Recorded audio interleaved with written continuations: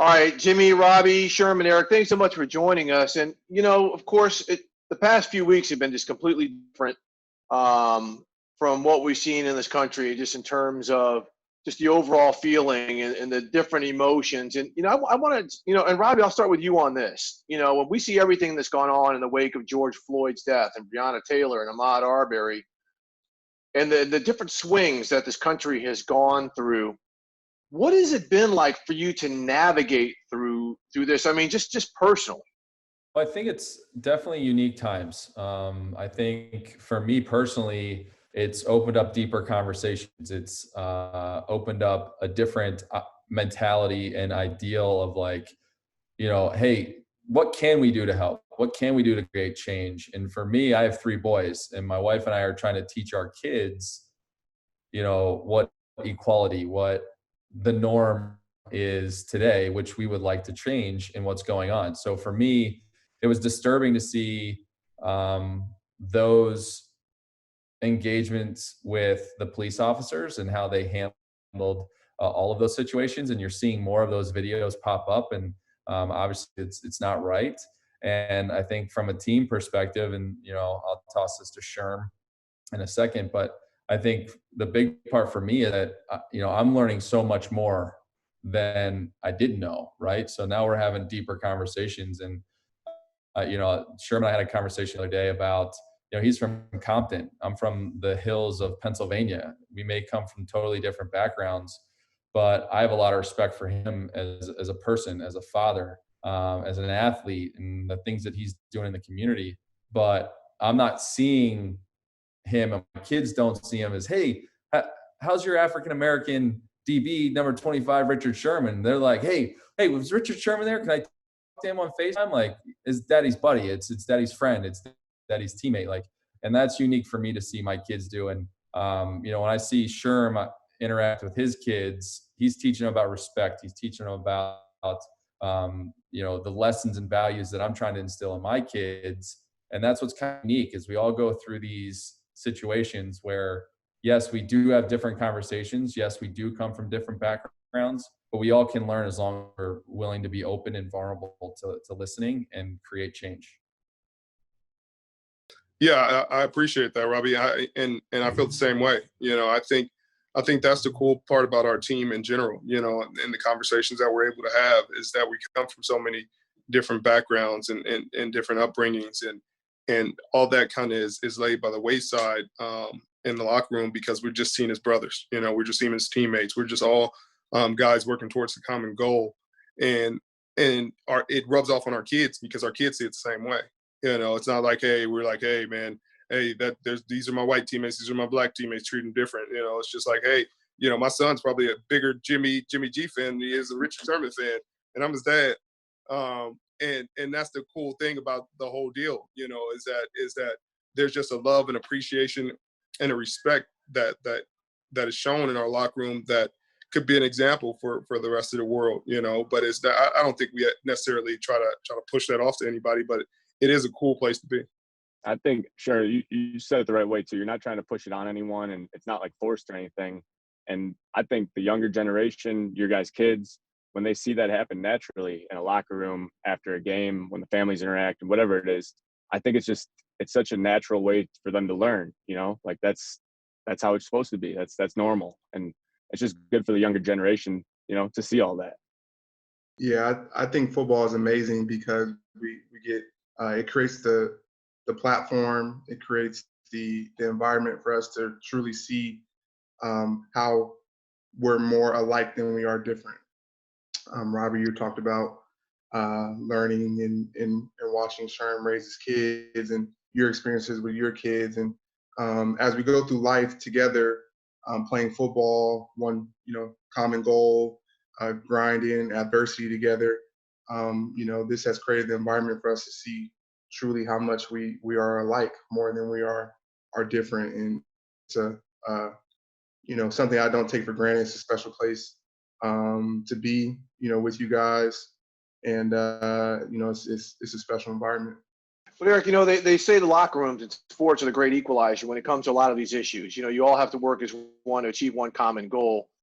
But it's not always like that when you get around your friends or your family members. And that's where a lot of these discussions have to take place, especially if you're maybe dealing with some family members who aren't cool with you dating this person or someone of another race or whatever. What about the discussions you guys have at home or with friends who might have contrary opinions to what you're thinking or some things that they see on television or online?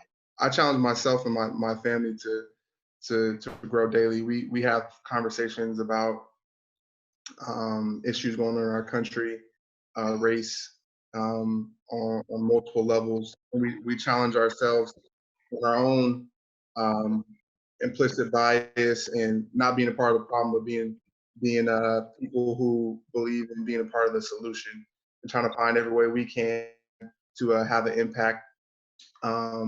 Whether that's just having a conversation with a family friend or whatever that might be.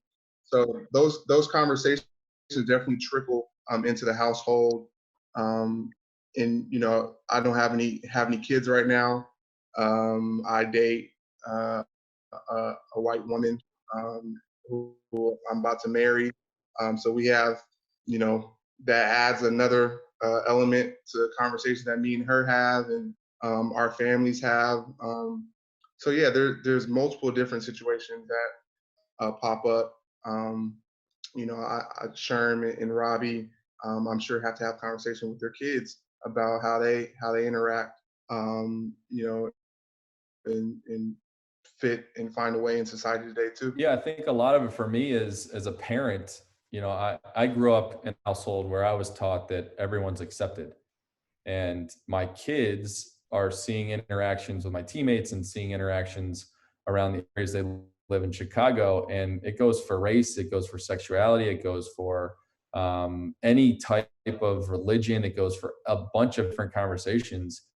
And it truly starts at home, right? And you're having these conversations with 6 and 4-year-olds and trying to explain to them about the riots or the protests, police brutality, and why they're happening. And you start at a young age, and you would hope that as that continues to grow, they're leaders in your community. They're doing the same thing that you taught them at maybe 10, 12, 14, 16, 18, and so forth. But I know there's conversations that I don't have to have with my kids at 12 or at 14 that I'm learning about.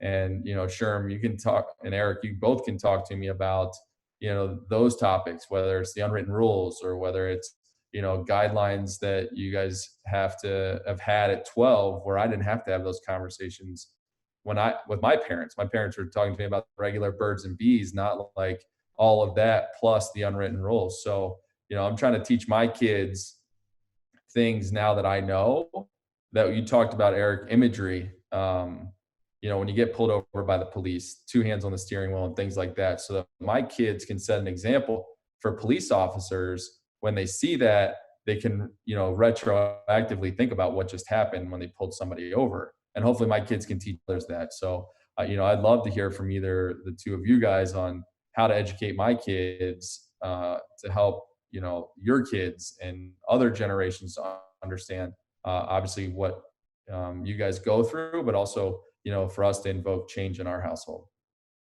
Well, I think it's hard for me, and like we talked about before, it's hard for us to, at least for me, to say, "Hey, Robbie, man, you need to tell your kids this because you're an inherently good person." You know what I mean? You're not part of the problem, and so I think it's one of those conversations where it's like, "Hey, your kids will be part of the solution regardless because they're just good people. They won't look at it that way.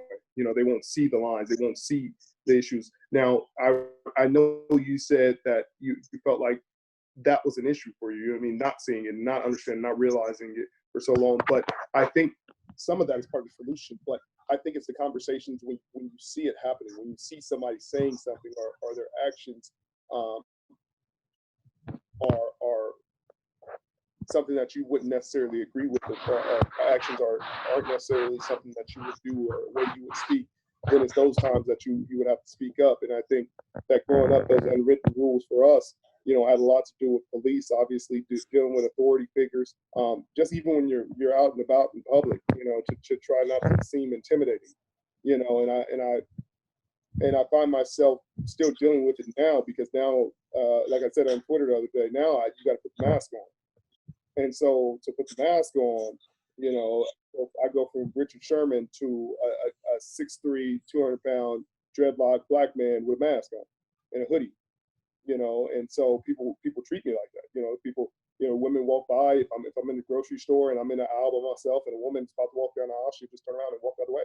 You know, just go a different direction down the aisle. You know, and if I'm walking, you know, to the parking lot, you know, you'll see people like kind of getting in their cars fast or clutching their purse or like I'm about to run in behind them and trying to steal something from them. You know, but that's something I was used to growing up. You know, because I grew up in Watts, I grew up in Compton, I grew up in bad areas, so you know everybody was black. But then I go to Stanford, and then everybody's not black. So I'm dealing with a lot of those same issues and those same implicit biases that Arik talked about before. And I think it starts by people recognizing that you got to treat people as you would want your family members treated. You would treat people with the same respect that you would expect anybody to treat you with. And it sounds so simple, but that's the truth. You know, if everybody like that, then when somebody's walking down a grocery aisle, they wouldn't feel like, hey, it's a black guy with dreadlocks and 6'3" and he's got a mask on. I don't feel like, this guy's gonna rob me or do some kind of harm. I don't need to be fearful. Or maybe he's just at the grocery store shopping for groceries like everybody else. You know, and it seems like a simple, novel concept, but people don't understand it. You know, people build up these stereotypes, they build up these opinions, and they never come off of them. Yeah, no, I share same, you know, a lot of experiences as you, Sherm. For me, when you talk about implicit bias, you talk about the unwritten rules. I think that working on yourself, I try to strip away my own implicit bias against my race, other races. I try to view things from a different perspective, try to have more understanding, show empathy for something in people who I don't share the same life experience as. And I think if you get in that thought process of truly working on yourself and working to strip away your own stereotyping of people or anything that you use to divide and separate and put people in certain groups, I feel that's where we have to get to. That's where we have to continue to strive for and continue to improve as people in that area, and all of us do. Whether that's, you know, stereotyping a black guy thinking he's a criminal, whether that's stereotyping a Middle Eastern person thinking all Middle Eastern people are terrorists, and if you practice Islam that you're a terrorist. Whether that's, you know, so stripping away all those things, all those we have to shift our brain, shift our focus, and continue to work to improve in those areas. I think we all do, and I think that will help improve society and work towards, you know, treating everybody equally and realizing that we have more in common than society tells us. We're more alike than we are different. Yeah, and playing off that, Arik, you know, kind of just giving everyone a background of me coming from, you know, middle class suburbs of Chicago. You know, grew up with mostly white people, and you know, the experience of just growing up in that compared to, you know, Sherm growing up in Compton, I mean, it's very different. And so, you know, or at least I've been hearing about a lot of people saying we should have these, you know, tough conversations and, you know, see where other people come from and how they were raised, and having the conversations that, you know, we've had just, I think, in the past couple of weeks. Arik, I mean, you were talking about last week getting the talk from your parents about how to deal with the cop when you get pulled over, or, you know, just walking down the street, like you were saying, Sherm. It's like, I never had that talk. I never even knew that was a talk. And so it's really an eye-opening thing to have those conversations and to see what other people, you know, experience, because you get caught up in your own head thinking everyone has experienced the same thing and grew up the same way, and it's just not like that, you know. And I think football is one of the unique opportunities that we have of all these different people coming from different backgrounds, you know, different places in the country, and just I mean, really coming together as one. And I think that's why it happens so naturally in football. And Jimmy, to kind of piggyback off what you and Eric were talking about, basically peeling back layers and being empathetic. And Sherman, I want to start with you. And so we're asking people to say, here's what life is like in a black person's shoes and when a black person gets pulled over. But what about having that conversation with a teammate or a person who hits the default? What about how come there's no protest for black on black crime? What about Chicago? You know, someone who just can't understand, you know, the fact that whereas black people may see people peaceful protesting, certain people might see people looting. And that's what they get hung up on instead of why they're looting. Is there any way from your perspective to kind of get into the shoes to maybe understand where they're coming from? To some degree. I think that gets lost on their experience with dealing with law enforcement. You know, being in the areas that I'm from, you see police, you know you have issues, you know you have a problem, whether you did them wrong or not. Hey, I haven't done anything wrong, but I'm driving around a nice neighborhood in a broke down car because my girlfriend stays right here.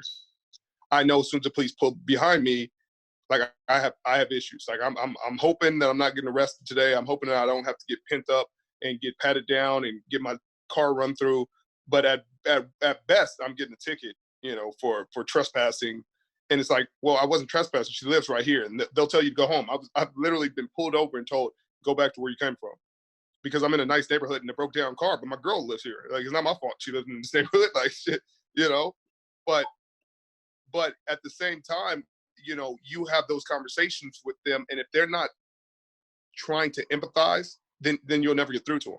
You know, if they're not empathizing with me as a human being, then it's hard for me to get through to them. Just like with the whole George Floyd or seeing people get murdered on TV all the time.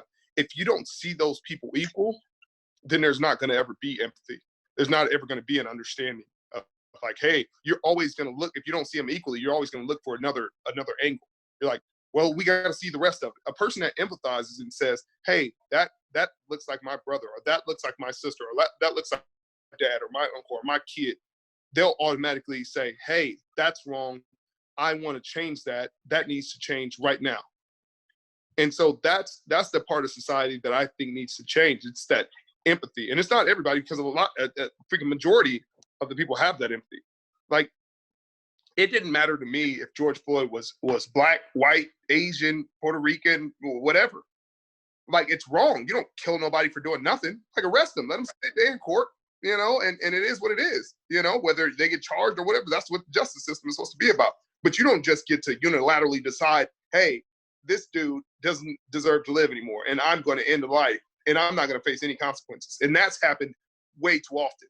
And so for the people that would say, hey, what about the looting? What about the rioting? I would say, you look at the police and you say, hey, these people, I pay my tax dollars. They're here to serve and protect me and to keep the peace and to hold the law. For us, it seems like they're here to police us. And that's totally different. And it's not that I don't pay my tax dollars. It's not that I don't put the work in. I don't do everything that you do. I'm not an American citizen. It's just I'm looked at totally differently. And that's the way a lot of people feel. And to add on to that, Sherm, I think the justifications are what get extremely frustrating for me. And you know, this, you know, I don't know where the saying came from. Keep the main thing the main thing. The main thing is that for 8 minutes and 46 seconds, this cop sat on his neck, killing him, killing George Floyd. That's the main thing. That's the issue that is trying to be addressed. That's why people are protesting. That's why all this people coming together to try to create some change. It's police brutality. It's against unarmed people of color. That's the main thing. But when people want to justify something, and like Sherm talked about, don't want to show empathy for that thing, they want to come in and criminalize George Floyd, or all lives matter, or what about the looting? You're deterring, you're switching the narrative to not the main thing, and that's what's extremely frustrating, is the justifications for what happened. If you have empathy, You could see that that was blatantly wrong. You can empathize with that man who cried out for his dead mother. His mother's no longer living, and he was crying out for his mom to save him as that officer sat on his neck. And if you have empathy, you won't jump to justifications to wait and see. Let's get all the facts. Well, let's try to justify it. If you have empathy, that won't be a part of your rhetoric. Yeah, I think a lot of this conversation too is because I'm a dad and I think of my wife, right? What if that happened to one of my kids, right? What if that happened to my son? I know I'd be upset about it, right? Yeah, like I don't want any of him to get in trouble or anything to happen, but at the end of the day, like nobody deserves to be treated that way, right? But now he's gone, and a family, friends, really a country and a community are now having a conversation that was too late for him, right? It's too late for his family. So that's what I love about us sitting down and having these conversations, because now is the time that you're starting to see police reform. You're starting to see training thing change. You're seeing people, and I know like it's not as easy as just throw money at it, but like, yes, there is taxpayers' money. Yes, there is people who are putting into funds and committing money to creating change. And I think that's great, because I think there is now a conversation to people to say, what should this be? Should this look like? What are we holding accountable? Why are we holding it accountable? And that's across the board. And I live in Chicago, and lived literally 10 minutes from where Jimmy grew up. And, yeah, there are tough parts of Chicago, right? But no matter what area you live in, no matter what part of the city you are, nobody should be treated unfairly. Nobody should be treated with that kind of physical brutality. And in Chicago, they're making changes. They're starting to be proactive. And, for me, from a riot and a protest perspective, is, it's creating a conversation. It's creating these, it's bringing all communities together. It's not like it's just one set of racial background that's doing these walks or these protests. Like, it's unique to watch hundreds of thousands of people have the conversation walking down a main highway in Chicago. I mean, that's incredible, right? So for me, I think when it goes to what you guys are saying along those lines, is you're seeing a little bit of change and it's starting to happen. I just feel bad for the family, because I'm empathetic for what they went through, and I'm empathetic that I wouldn't want my kids or anybody to go through that, let alone anybody else's kids or family. Arik, I got a question for you, and it's tough, but it's just, you talk about the justification, people trying to justify and not having empathy for what happened to George Floyd, which it blows my mind that someone could think that way. But I mean, how could you, like someone that has that mindset, how could you teach them moving forward that that's wrong? Like, you know what I'm saying? Yeah, it's 'Cause I feel like it's all about educating.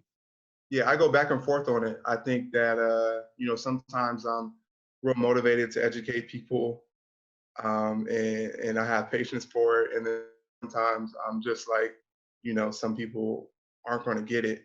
But I think empathy is something that we're all born with. I think it can be stripped away in a sense by people's experiences, what they learned, who raised them, um, you know, and it's tough. I think I think that's all part of how you were raised, and I think any learned behavior can be unlearned with education and conversation. But I think people have to be open to that conversation, and willing to learn, and willing to try to understand. And that's the first that's the first step. I want to go back to the some of those justifications I hear, like you mentioned, Steve. Well, what about black on black crime? What about this and that? Crime is geographical. Um, if I live around you, crime is done by people that you live around. If I live in a black neighborhood, the chances of someone killing me if I was to get killed, the chances of that being a black person would be high. If I lived in a white neighborhood, the chances of someone killing me would be white. So I think that's a frustrating conversation to even have, where people are reaching for justifications on things that, and I go back to keep the main thing the main thing. We're not talking about, black on black crime, white on white crime. We're not talking about other issues. The issue at hand is police brutality, systematic racism. So I will continue to try to educate people, Jimmy. That's what I try to do on my platforms. It gets frustrating at times because every time I post something, it's always like 5 people, I feel like, changing the conversation in my comments. And, it gets real frustrating. People deterring the main, I try to keep the main thing, and people, I feel like, get on my platform and try to change the conversation. So it definitely gets frustrating, but I think people just have to have open heart, open mind, and a willingness to learn and to empathize. The sad truth is not all people are going to have that. Some people are so selfish and caught up in their own ways. That's why they move out and don't have to, move to the boonies and don't have to worry about stuff, because they don't want to deal with it. They're just caught up in their own little world. Hard. As a team, we've seen your owner, Jay York, come out immediately, and address this. We've seen him commit monies and things to try to be positive. We know Jed's been very progressive about this. From afar, because you guys are not in the building, right? From afar, what about the fact that you've had leadership from the top, right? That says, okay, we're going to support you guys, no matter what you want to do. I mean, that's like a different thing. I mean, I don't know how you guys talk about that communally as football players, whether it's Zoom conference calls, you text each other, whatever, saying, okay, hey, look, we've got the go ahead now. Whereas, 3-4 years ago, people seemed quite apprehensive to step out and really voice their concerns or voice their support because ownership wasn't there, or because they felt that they may get cut, or there have been reprisals. And Robbie, I'll start with you, because you've seen this for years in the NFL, where there have been flashpoints and things like this. And yet here we are. The NFL voice has been one of the most powerful voices I've heard throughout all of this. And it's not just because I covered the NFL. Players, some owners, and some coaches have been at the forefront of expressing a variety of emotions and a variety of voices for change. And just from your perspective in that Niners locker room and that leadership, what's that been like? What has that signaled to you, I should say? Yeah, well, this is my 16th year. So it'll be my 5th team I've played on in my career. And the 49ers, from the very, very first day I walked in the building, have been very progressive with everything and anything from a foundation perspective, causes. They get behind a lot of different things. And more recently, obviously, you saw the National Football League come out and they committed $250,000 per club to social injustice movements. These guys in San Francisco have really stepped up and delivered more money, have talked to police officers, and have started, I would say, conversations around the area in a bunch of different avenues. And they've always been, and I think they always will be, very supportive of the players, because I think they understand that they have a platform to make change. They have a platform to create change. I mean, we took a group to San Quentin prison 2 years ago, and there's probably 25 guys. There's a panel of guys. We sat amongst the inmates, had conversations. I learned a lot about the judicial system and, trials, and, they bring people in that were to the facility that were actually charged wrongly accused, and spent time in prison. And here you are having conversations with these guys about how to make change. So, I think from an owner's perspective, I think it's awesome to be able to have an owner that's willing to back any cause, and this one in particular for sure. But since I've been here, they've been boots on the ground trying to create change and create a conversation. And we've had in 3 years, this will be my 4th year here. In 4 years I've been here, I've never been a part of a team. And I think this is why we're as close knit as we are.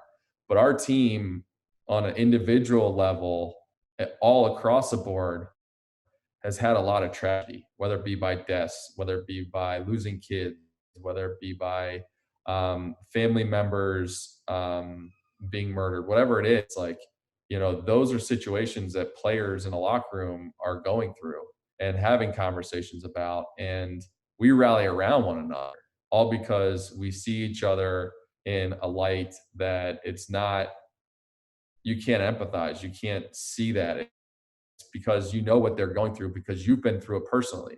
And you try to reach out and have conversations with their teammates, or your wife tries to reach out to the girlfriend or the wife of that person to tell them just what they're going to go through. Hey, I'm here if you want to talk. And I think those conversations start because of what we do on Tuesdays in the facility. I mean, a lot of the guys you see here are involved with the community Tuesdays, and they're creating change, they're creating conversations, but we're around each other significantly. And I know if any of that ever happened to one of my teammates, I'd be the first guy on the doorstep trying to help them out for sure. All right, Jimmy, earlier if you guys haven't noticed, by the way, Richard Sherman, I think it's that Wi-Fi hour where nationwide everything just kind of goes down. And I think Sherman's Wi-Fi went down, so we'll catch up on him a little bit later.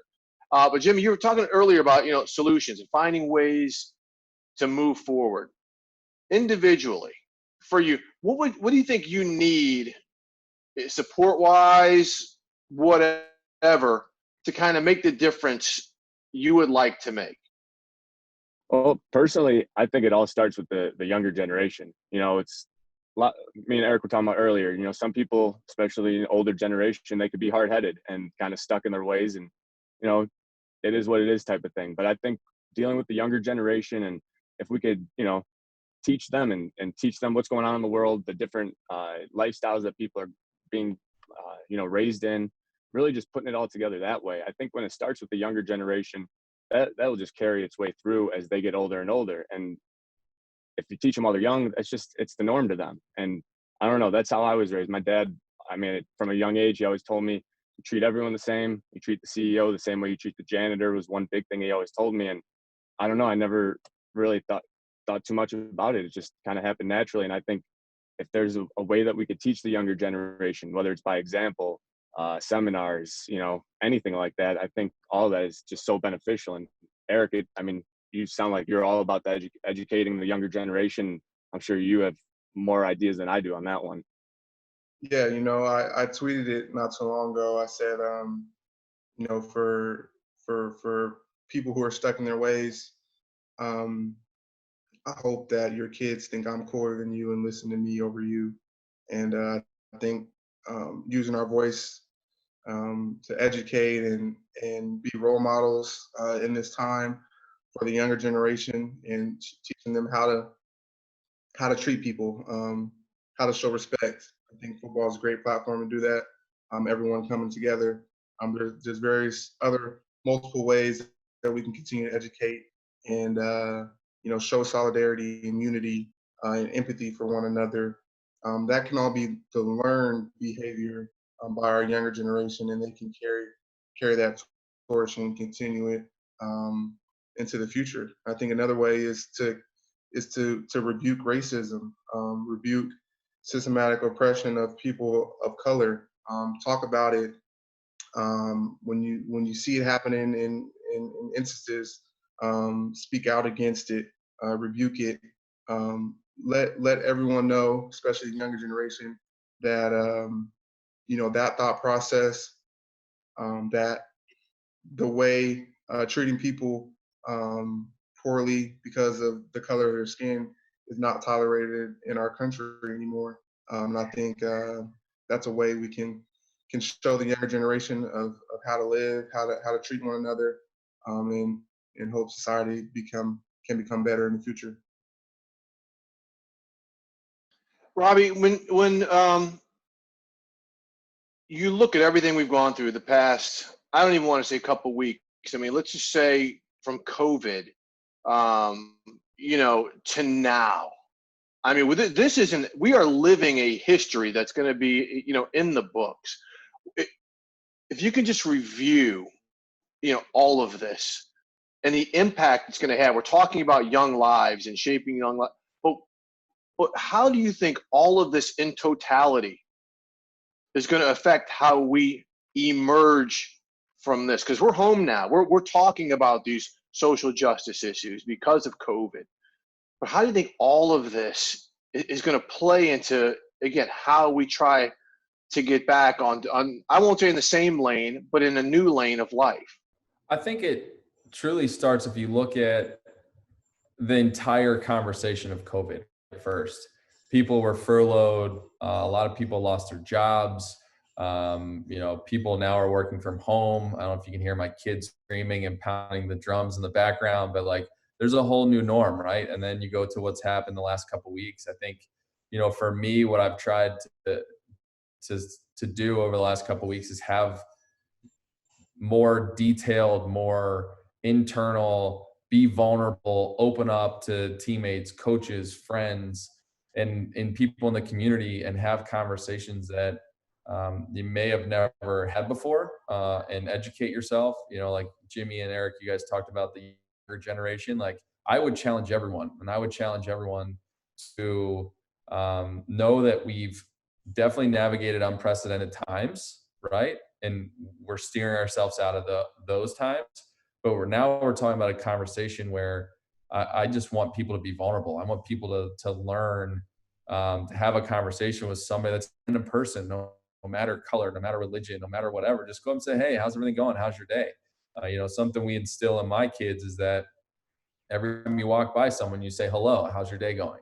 No matter if it leads to another conversation or not, but you never know if that one conversation is going to change the dynamic of how people think, or maybe learn something, or have a conversation that creates a deeper conversation. So for me, I think, how do we transition from here? I think it's about people being vulnerable. I think it's about people being empathetic. I think it's about people wanting to be educated like we are in a locker room. Like we have conversations about everything and anything. I mean, we have guys who, through the locker room, I mean, we have every scenario potentially in our locker room, from race, religion, sexuality, and we all have a common thread. Like we find common ground to have conversations.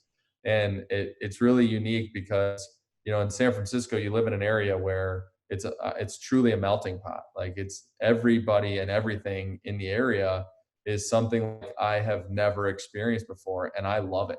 I think to be able to walk down the street, to get a cup of coffee at Starbucks and strike up a conversation with somebody that truly has no idea you're a football player. They just say hello, like they have no idea, because the tech industry is so big there.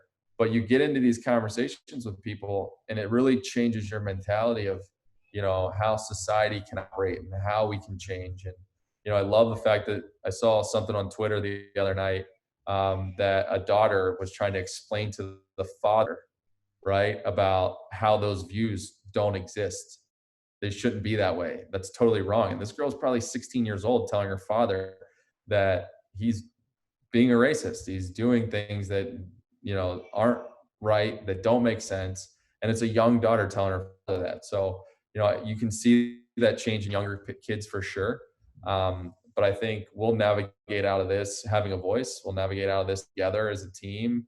I know this is something the 49ers are, and the players are pretty excited about doing, not just to have these conversations, but to carry it forward into the community, and create a deeper conversation when we are all together and we can get out in the community together to do different things. So I think there's a lot on the horizon for this locker room, and for the owners and their support too. And obviously, it's pretty exciting that together we made it through COVID, and together we're having conversations that are going to, hopefully, to Arik's point and to Jimmy and Sherm's points, we're headed in the right direction of changing the mentality of people. And that's exciting. Yeah, I think. Oh yeah, I was just saying that. Yeah, to piggyback off what you're talking about, Robbie, I think people just have to come to the realization that our country, it's shifting, it's changing. It won't ever look the same again. Our world won't ever look the same again. A lot of the things that we're experiencing are going to be the new norm in terms of how we can interact, our schooling, our policing, how we treat one another. I think it's just going to be a huge change, and I feel like people can make two choices, and that's to try to fight it or go with it, grow with it, continue to learn and adapt to it. And there's going to be those people who try to fight against it and don't want things to change, but a change is coming in our country. It won't look the same, and I think we can all learn something from going, through this as a nation, and to be better on the other side. Arik, I just want to go back to a conversation you started with social media, your platform. And, it's kind of unique because social media is obviously a blessing and it can be a curse all at the same time, right? I mean, obviously, something that I've always kind of noticed about social media is that it's easy to hide behind those platforms, right? Because it's not a face-to-face conversation. So my encouragement to you and things that I've seen you do, which has been incredibly amazing to watch and have those conversations, is don't worry about the person that's not empathetic. Don't worry about the person that's not trying to change his views, especially on social media, because you're probably making a bigger impact. And it's hard to, for me, I know when we do like cancer stuff, when we do walks and we put together things in the community for other situations, there's always going to be somebody who's negative, and that overtakes the conversation, right? But to me, what's awesome is watching you on your platform have the conversation that's actually sparking more conversation with more people than the ones that are negative. And I would just say, listen, man, it's awesome to watch what you're doing as a teammate from afar, obviously. I know you've always been active in the community, but who really cares about the person right now who's not listening, right? Because eventually they're going to listen, right, at some point. And if you ever need any backup on social media, let me know. I'll bring all 185 of it. Take care of business. Appreciate you, bro. You always got to remember, for every one of those people that is negative and throwing out all the hate and everything, there's got to be 10 more that are positive behind everything, and it's just, you can't let the negative people bring that down. But I think the change that we're all talking about, I think the biggest thing about it, I saw someone said this quote the other day, was you have to stay with it. I mean, the next big thing is going to happen in our country, and it's, you don't want to have everyone go do that and forget about everything that we've already done. You got to stay with it. You got to stay consistent with it. That's the only way you're going to see actual change. Well said, gentlemen. All right, we're going to end this on a lighter note. Okay, Arik, this is to you. Jimmy and Robbie are being set up here. All right, Arik, give me a vocalist. Okay, just name me a vocalist, not a rapper, but a vocalist. A vocalist? Yes, not a rapper. Can it be of any genre? Of any genre. Oh. Okay. Okay, Arik. Beyonce. Okay, Beyonce. Okay, now, Arik, you are a game show host. Is Beyonce sitting next to Jimmy in his car doing carpool karaoke, or is he going into Robbie's jam session room with the halo light? For sure. And killing it? Arik? The shower singer over here, I'm a songbird of my generation. Like, sorry, boys. Like, Robbie got a better I can't let the atmosphere of these two guys just like slide on this conversation right here. I'm down in Nashville, Arik. Come on, man. I mean, we go out, me and Beyonce. Come on. Yeah, I think Beyonce, may go for the more upscale guitars, the piano. Oh, yeah, the piano's a nice touch. Oh, all right, touche. What? My kids are learning how to play. That's going to be when I'm done retired playing. That's what my goal is, to learn how to play that thing. Jimmy, are you crushed? I mean, He's got. Did the you piano. guys I gotta not give him a see little the credit there. Jimmy Jesus halo coming through the left window over there? Through the speech? Robbie, how did I know? I just had a feeling that you were about to say something about that, man. I tried to turn the camera. I saw you try to switch it. That's the only I tried reason to I brought turn it it. up. Oh, man. Hey, well, gentlemen, thank you so much. I mean, this was a real and needed conversation. And I just, I'm so excited for you guys to actually get together. I don't know if you can give, each other an actual hug when you do that, so we may just want to throw one up right now and show the love that we got, man. Well done. There we go. Appreciate it, Steve.